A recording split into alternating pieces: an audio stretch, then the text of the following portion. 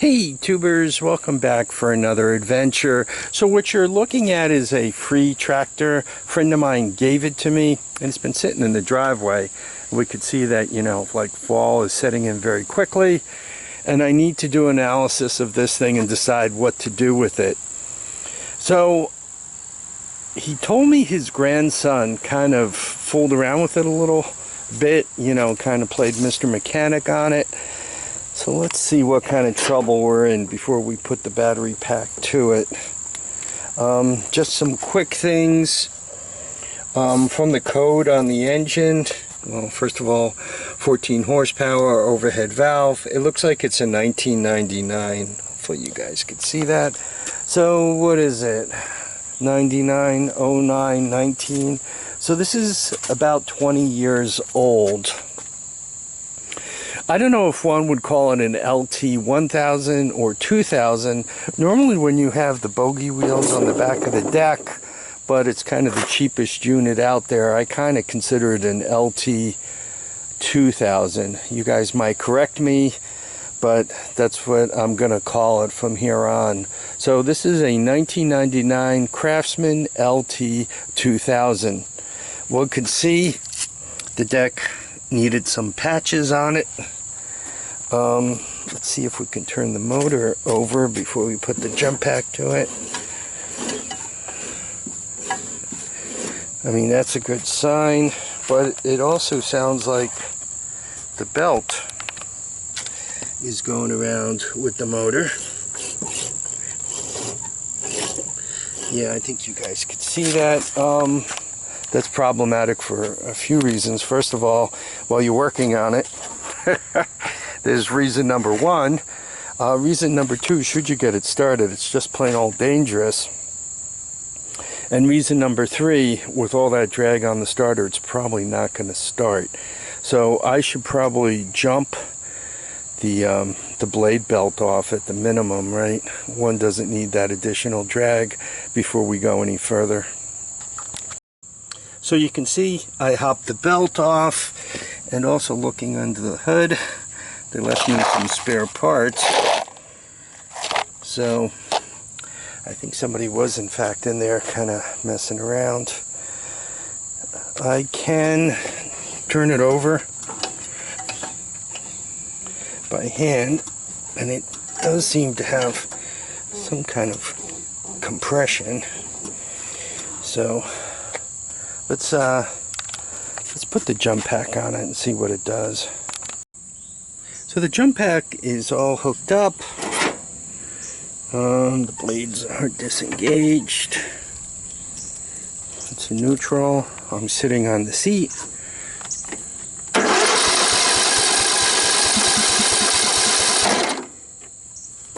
Doesn't sound half bad. Doesn't sound half bad at all.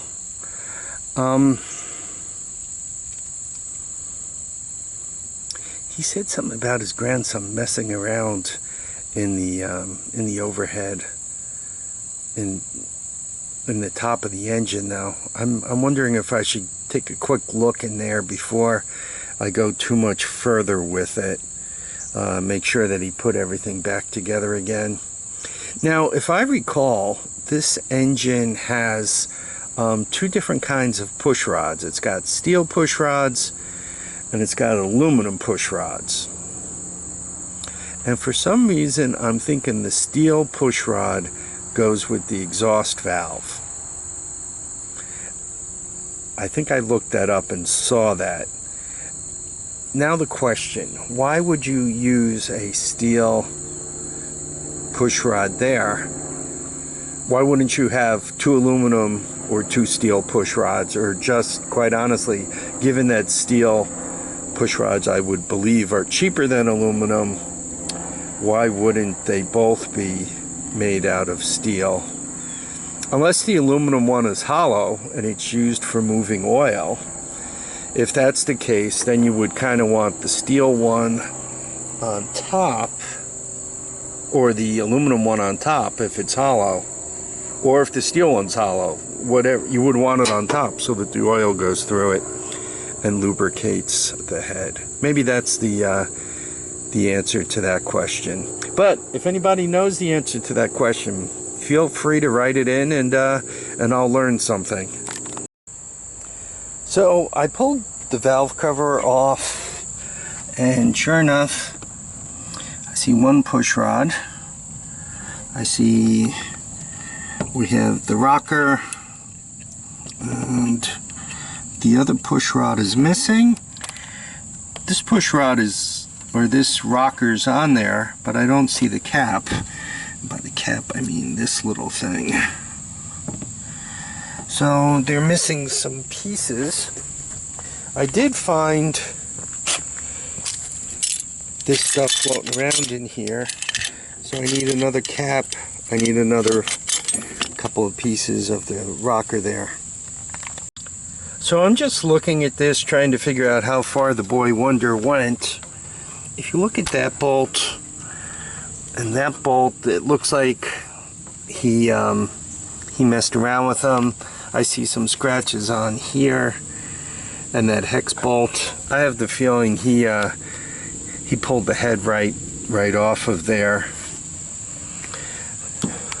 So now, like everything you bring home, you got to make a decision. It was free, so far I have no investment in it, right? I could sell it for parts. I can take, I mean, these tires are actually worth something to me, right? They're kind of hard to get a nice set of front tires that hold air for these things.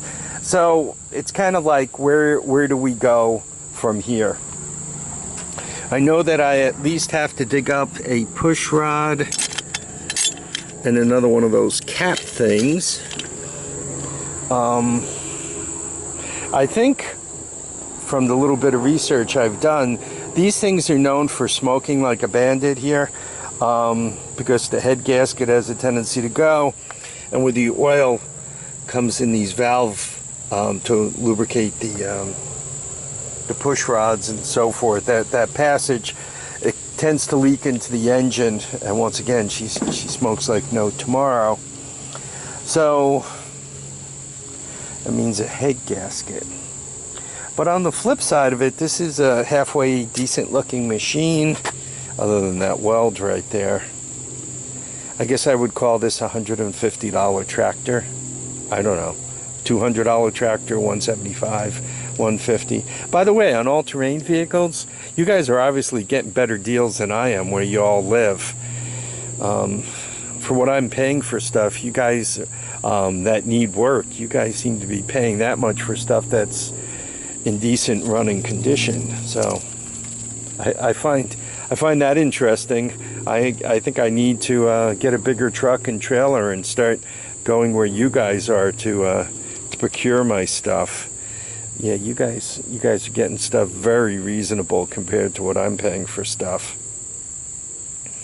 I'm gonna have to start throwing my my Craigslist and Facebook net a little further. Anyway, by me, you guys may agree or disagree. This is, but in the fall for shredding leaves, this is about a $150 tractor. In the spring, if somebody's really desperate, maybe you could get, you know, somewhere around $250 for it as a lawn cutter. By the way, about throwing the belt, you got washers on this side, but no washer up front,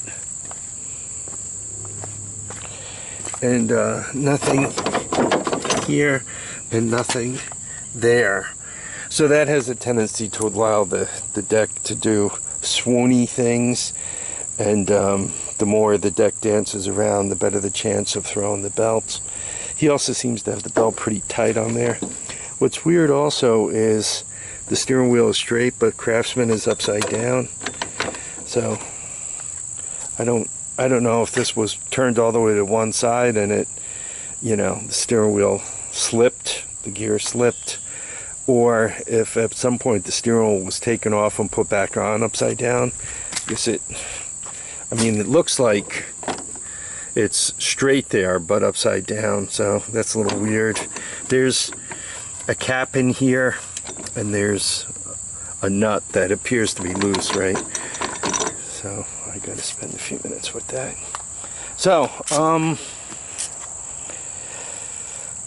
what do we do with this thing?